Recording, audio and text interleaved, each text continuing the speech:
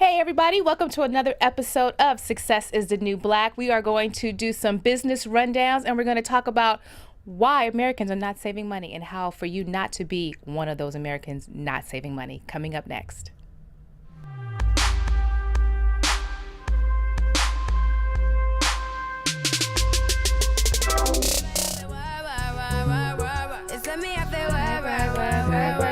Hello everyone and welcome to another episode of Success is the New Black. I am your host Ashida Onrae, and with me I have my co-host Tara Johnson. Hey, hello everybody. We working on a Sunday. We working on a Sunday. We are here to inspire, encourage, and uplift you. And right now we got Tara Johnson who's going to give you some business rundown. Yeah, I will tell you, like, today's topics are a little bit different, but I just couldn't help myself. So we always talk about how technology is helping our lives just that much better. But let's be honest, when we think about everything we need to get through the day now, what are we talking about? We have our credit cards, then we have key cards, and then heaven forbid you have like a fob thing you need for the gym, but then you also have your smartphone, and then I don't know, people have key rings with 20 different devices just to get through the day. What would you do if I told you you can get all of those things, I mean everything you need in one? Would you then be a little bit concerned, like, what if I lose this one thing? I've lost everything. Well, there's a growing trend who's answering that question, and it's actually called bodily implants. So if you put a microchip on your body and then use your body, you don't have to worry about it. Microchip. Like inside your... Right. Okay. There is a company called Biohack, a Swedish company, and its CEO is saying, I'm turning the Internet of Things into the Internet of Us. So they have a microchip. You use a little syringe. It's about as big as a grain of rice. They embed it right here between your thumb and index finger. And what it can do, it can connect to everything. It can do your PayPal, your Apple Pay, your Google Pay. It can turn on your coffee maker, turn off your lights. And a lot of employers are thinking about using this as security measures for the employees. Because think about it, you can go to work and just wave your hand over something as opposed to everybody having to fumble around with those cards. You lose the cards, X, Y, and all the Z. This is really a big growing trend. There's several companies that are coming out now with these things, and people are thinking about using them. They actually think they're very safe because they're so small. You can put them in with a syringe, which means you can take them out very easily. Ashida, I'm looking at your face. What do you think about? No. And I'm going to tell you, this is the beginning of the end. This is how it starts. They feed you the bullshit on like, oh yeah, this is how everything works. This is going to simplify your life.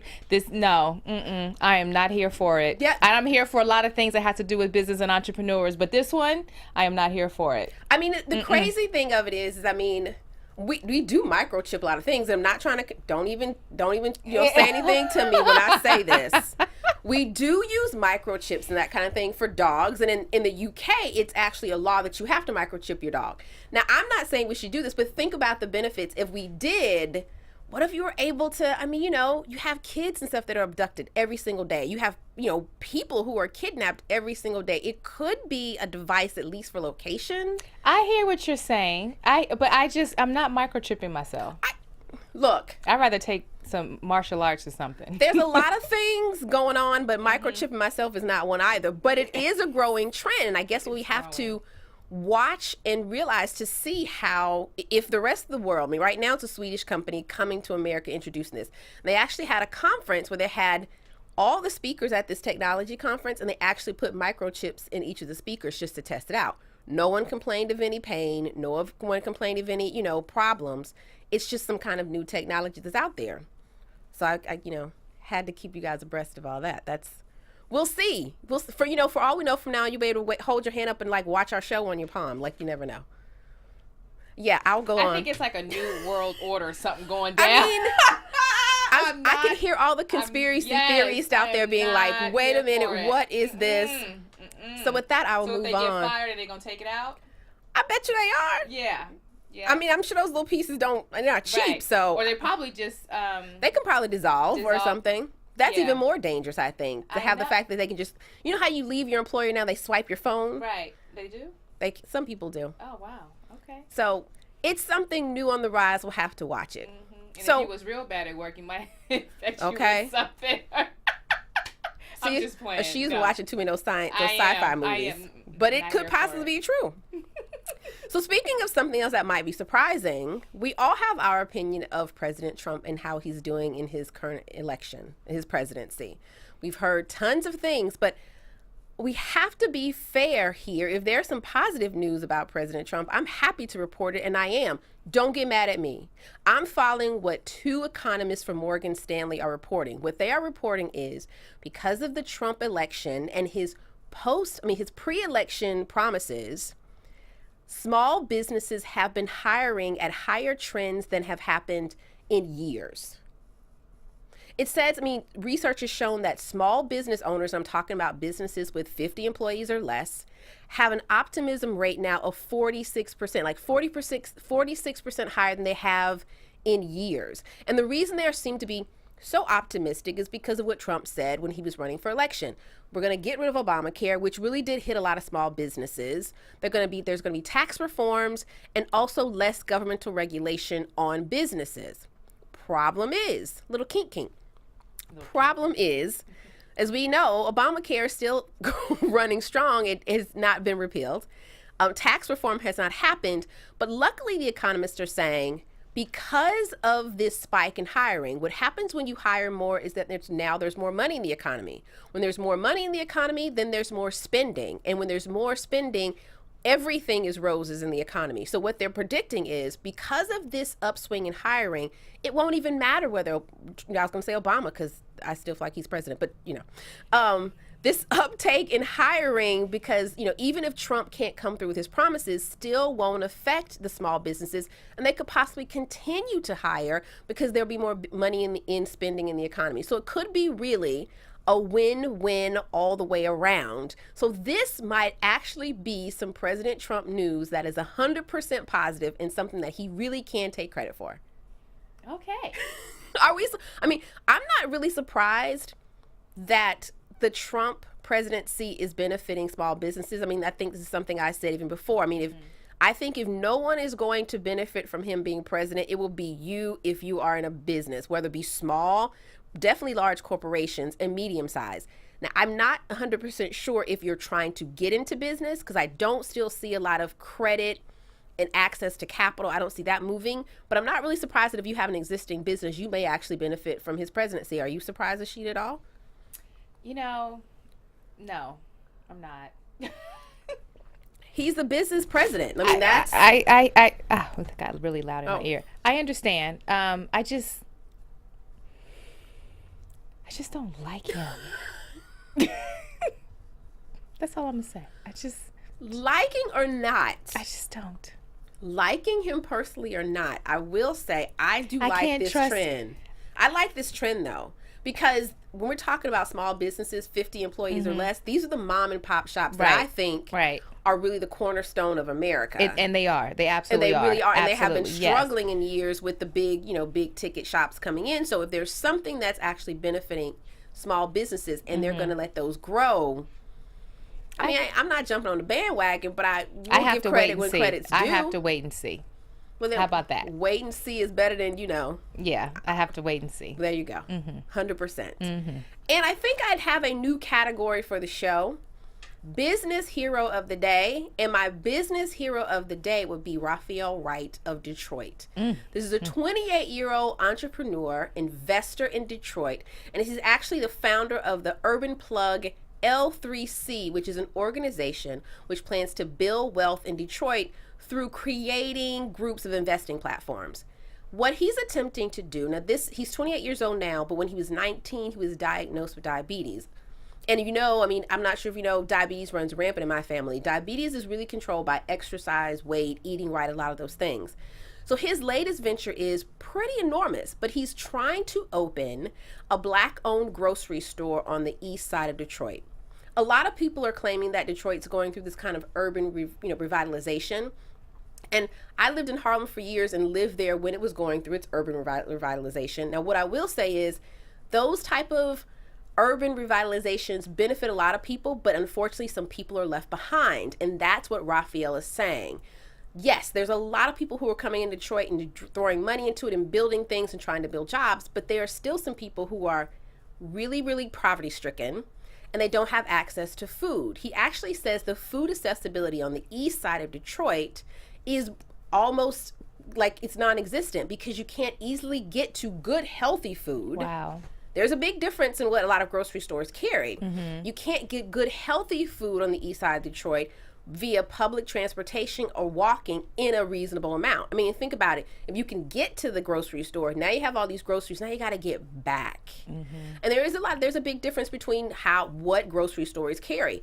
Just like any other store you go into, if you go to a store in New York, they're going to carry different things than if you go to a grocery store in LA because you carry what the people demand. I did a little research to realize I'm like, 2017, I'm not saying opening anything today isn't a big feat, but it's amazing what I found out. Across America, there's only 34 African American grocery stores or farmers markets that are African American owned. 34 out of the entire country. Wow.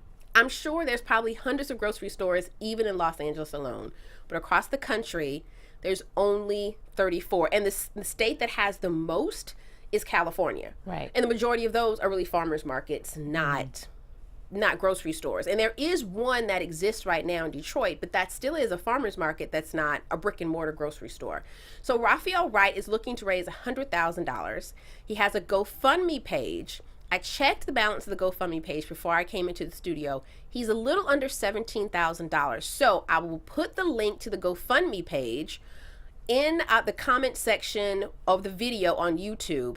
Find it, reach deep into your pockets and contribute, because this is a guy who's trying to do something that will really benefit not only him, but possibly generations to come in Detroit. There's nothing like nutritious, dense food.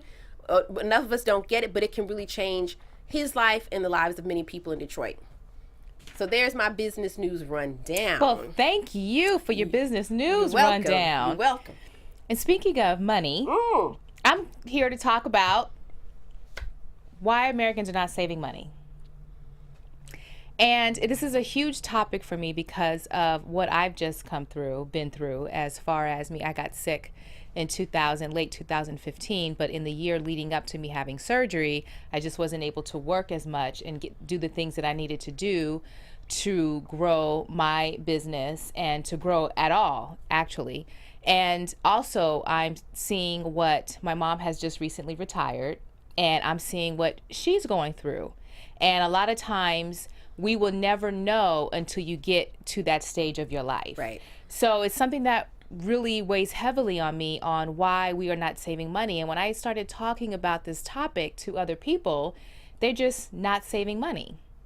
And one of the top two reasons, and the second one just really struck me, but one of the top two reasons is because they have too many expenses. And the second reason why we're not saving money, we just can't be bothered. Oh, I wasn't expecting that one. That shocked me. I wasn't expecting. They just cannot be bothered on saving money. And I read that, and I'm sitting there like, wait a minute. And I was stunned. Cannot be bothered. I just can't be bothered because I have expenses, I have bills, I have kids, I have a husband, we want to take a trip. There's so many things that come before ourselves that we just can't be bothered with just putting money away, because every time we put money away, we end up touching it. And so it gets to the point where you just go in your mind, I just don't have time to save. I just can't be bothered with saving, because every time I save, I touch it, then it's depleted. So why even save? And I'm just going to live life and worry about me retiring or turning 70 at a later time. At a later time. I mean, I think our society, unfortunately, we're just really into instant gratification. Yes. I like to call it, no offense, the Kim Kardashian West syndrome, where we think overnight we become something that we weren't before. But she actually put years into her career before she got there, but we don't see that. Like, we're caught up in reality shows thinking that overnight you get something you didn't have before. So we're into instant gratification. Yes, instant gratification. Instant. So I'm going to drop a little nugget. The nugget is, my mom retired. She's 70. She's worked 30 years as a makeup artist. And her mom is great. My mom is big ups to great. Oh my gosh, fabulous. Traveled all over the world. Yes. Lived her life. She's wonderful. She's now retired. Here's what I learned, and here's what my mother learned while being retired. So she's retired, and she did her taxes, and being that she's on what do you call it? Is she getting Social Security. Sorry, Social Security. you're taxed. You're taxed on your Social Security. It's money coming in. It's money coming in. And so, but before, you weren't taxed on Social Security because you were retired. Now they changed the law to where you're taxed on Social Security. So guess how much she owes the IRS? $2,700. Wow. Then she was like, all right, I owe $2,700. Now, my mom was smart enough to have two accounts. She had an emergency fund, and she also had a savings account that she just did not touch. She had her emergency, and her what you laughing at? Because I love your mom. Oh, I love my mom. Okay. I love your mom. No, I love your mom. So, like, to hear you say this, I'm just like, and I know you do too. So and I'm I not do even... too. Right, I do too. But a lot of Americans don't. A lot of people, let me stop saying Americans, a lot of people just don't. And so what happens is that she has a third source of savings, which is her Roth. So you're like, okay, I'll just pull money out of my Roth. So not only when she pulls money out of her Roth, she's limited to a certain amount of money that she can pull out a month. And if you go over that, not only are you taxed, you're penalized. Yep. So you think that when you retire, you just got all this money, you can just do what you want to do and just pull from it. And that's not the case. So what I'm trying to say is, I don't care if it's $5 just to start. Pick an amount, go through your expenses and say, okay, what can I start with to save? Start an emergency fund account, start a savings account, because when an emergency happens, at least you can pull from that and not your savings account, and your savings account can just keep going. I cannot stress how important this piece of nugget is, because I did not know that they taxed Social Security. I thought that when you get Social Security, you get Social Security and you can just get your money and chill. And my mom thought that too until she filed her taxes. Well, the laws are changing. The laws are changing every day. To protect yourself, start those two accounts and just save throughout the course of your employment. Just always, always, always. Do not rely just on your 401k. Do not rely on your Roth or your Roth IRA. Save money so you have cash, liquid that you have access to, because my mom dropped another nugget. She said, I understand your 401k, your Roth and all that, but does that protect you against living? Because we always think about retirement. Yeah. But does that protect you against your living? Does that protect you against when, you still want to work? Does that protect you when you still have to work? Because you will not have access to that 401k when you're 65 and you think that you can retire. You may not be able to. You may have to retire early but don't want to. Yeah. Because a lot of people at work are being laid off. A lot of people at work are getting fired, let go, all these things. So that is the most important thing that I am stressing, especially now that Trump's in office, is to please save. Is to absolutely please save. I don't care if it's $5. I don't care if it's $10. Just start. If you need help, contact me on Instagram. I'll be happy to help you. AshidaOnrae.com. I will get you started. It is so important because I was in that situation. When I got sick and once I paid the bills, I had nothing. Yeah. And I had to rebuild everything. And once I did, I felt so good because I knew I not only had a savings, but I had an emergency fund. So I felt safe. I felt financially safe. And it's the most exhilarating, fulfilling, because you did it on your own, feeling that you can ever feel is when you have that security. So when my car messes up, I don't have to pull out a credit card. Thankfully, thank God. Because I have the cash there. And it's always been my car that actually keeps depleting my emergency fund account.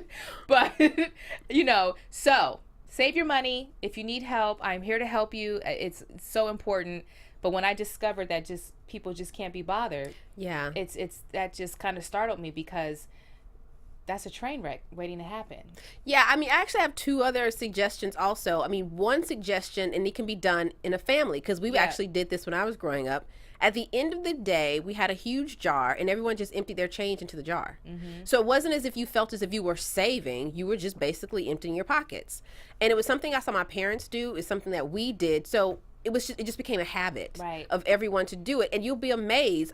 As a kid, my most favorite hobby was to take that change and throw it on the floor and count it. I got a money thing. Yeah.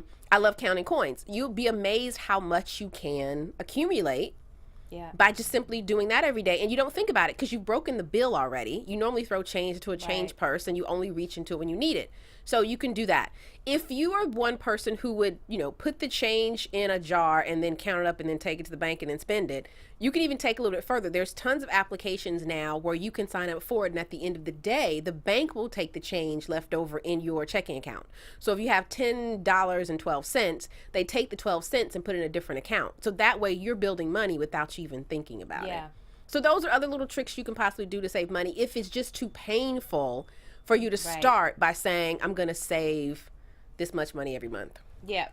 And another nugget that I want to drop. So a week ago, my wallet got stolen. Oh, no. Yeah. And, of course, everything was in it. But I felt helpless for a second because I had nothing. At the time, I was just like, when I say my wallet, I'm talking about my driver's license. I had no ID. I had no cards. I had nothing because everything was in my wallet. So I was just like, I can't get cash. I can't get anything. You go to the bank. They're like, okay, well, let me at least see something. Yeah. And I'm like, well, they took my ID. And I just felt naked. So I had to kind of look and go, even if I needed something or something happened, I didn't have cash. Because, again, everything's in my savings. Right. And, they took my cards. So I said, you know what?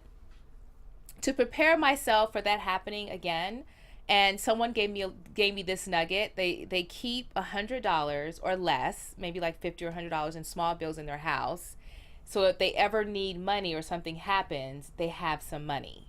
So that's another little nugget for you when it comes to financial, necessities, is that just have a little bit in your house. So if something happens, you have access to a little bit of cash. I didn't have access to anything. And it was the weekend. It was the banks were closed. I'm sorry. So it was like I didn't have anything. I was just chilling because I didn't have no money. I had no boyfriend who would literally fuss at me all the time because I don't carry cash. Like I just don't even. I just don't carry cash. He would always say, at least carry like $40-$50 in your car. Yeah. Because that way, let's say something happens and you run out of gas. Like, what are you going to do? Right. Flash a pretty smile? He's like, no. So, it would, we would honestly get into arguments because I just would never remember. But now that we've broken up, at least that's one thing I've taken from him. So I keep the money in the car. I love it. So see, there's no such thing as a bad relationship. You get something from it. I love it. So, financial nuggets. Start saving money. If you need help, AshidaOnrae.com. I am here to help you get started. Even if it's $5, $10, it just because momentum is everything. Also, another nugget. Again, my wallet got stolen. I was over the weekend. I was stuck. I didn't have anything. So just have a little bit of cash in small bills at home. If you need to go get a safe, you can go to Target, get a little safe or something. Put it in there, so if something happens, you have emergency cash everywhere and in your car, as Tara says, in your car. So you ain't ever got to get ready because you already ready. So you ready. You ready. There is no such thing as get ready because you're ready already. Yes. So let's work on for 2017 to be financially smart. You got us to help you. We're going to bring some more people in here on, to be financially smarter because I only know so much. But just get started. And I think that's all I have to say for that. I think that's it. I think that's a ton. Yes. That's enough for people to digest until we come back next week. So thank you again for being with us on this Sunday on Success is the New Black. I'm Ashida Onrae. You can find me on Twitter, Facebook, and Instagram at Ashida Onrae. And I'm Tara Johnson. You can find me on Twitter and Instagram at TJ Wagging Her Tail. And I will put that link to the GoFundMe page on the YouTube page for this show. So, as you're taking that change and putting it away to save, put a little bit on the side to send to Raphael also so he can get that grocery store in Detroit. I heard that. Thanks again, everyone, and we're looking forward to inspiring you next week.